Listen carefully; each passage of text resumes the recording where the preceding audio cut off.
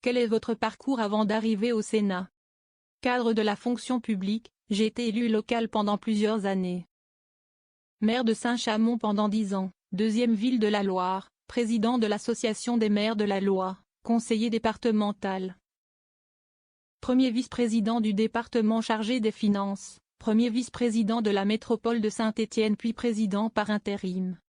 Lors de mon élection en 2023, le non-cumul des mandats m'empêche de garder mon mandat de maire de Saint-Chamond et la présidence par intérim de Saint-Étienne Métropole. Tous ces mandats locaux m'ont donné une bonne connaissance du territoire et des enjeux. C'est naturellement que l'envie de devenir sénateur s'est présentée avec l'objectif de faire le lien entre le local et le national et de faire entendre la voix des maires. Cela a été très spontané. Pourquoi avez-vous décidé de vous présenter aux élections sénatoriales? En tant qu'élu local, j'ai vite compris que le mandat de parlementaire comme représentant des territoires était indispensable pour faire avancer les problématiques des élus locaux. On se heurte souvent aux limites de la décentralisation quand on est élu local et le Sénat est le relais qui permet de faire avancer les dossiers des élus locaux. De nombreuses communes en France ne vont pas bien, certaines communes rurales sont en grande difficulté financière. Il y a une grande inquiétude des maires pour maintenir les services publics et nous parlementaires nous devons les soutenir. La suppression progressive des marges de manœuvre fiscales, l'absence de révalorisation de la DGF, dotation générale de financement, à la hauteur des besoins, freine de plus en plus la capacité à répondre aux besoins de la population. Ces problématiques sont pour moi prioritaires, c'est pourquoi j'ai souhaité être membre de la délégation sénatoriale aux collectivités territoriales et à la décentralisation. Avez-vous le sentiment d'avoir pu faire tout cela depuis votre élection en septembre 2023? J'ai le sentiment avec la dissolution et l'arrêt des travaux parlementaires d'avoir été coupé dans mon élan. Très impliqué dans le bilan de la mission décentralisation d'Éric Woerth.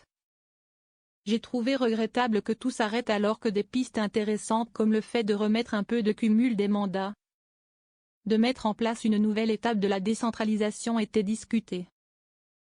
J'ai envie de me remettre rapidement au travail. Le Sénat sera à coup sûr force de proposition. Comment avez-vous vécu votre arrivée au Sénat? L'accueil a été très chaleureux tant du personnel que des collègues. Le Sénat est réputé pour cela et j'ai pu m'en rendre compte.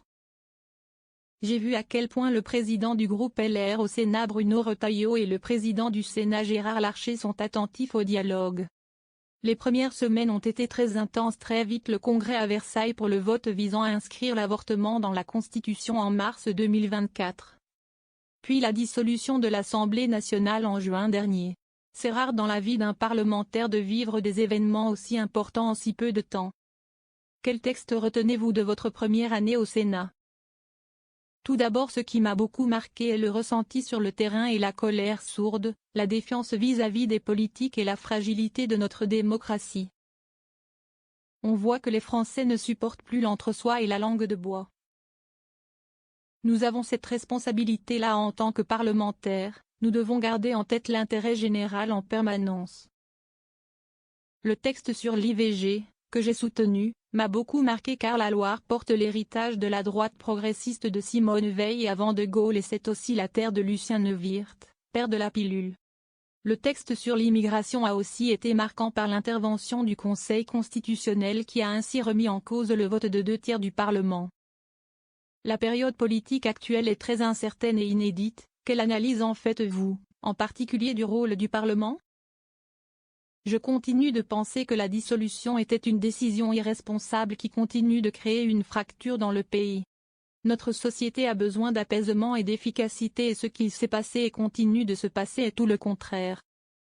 Il faut retrouver une unité et une clarté autour de propositions et les Républicains ont leur rôle à jouer. Tout est à reconstruire au sein du parti, changer son nom, la marque LR. Je suis contre toute coalition qui pourrait aller vers un pacte législatif ou autre. J'avoue être inquiet pour la démocratie représentative.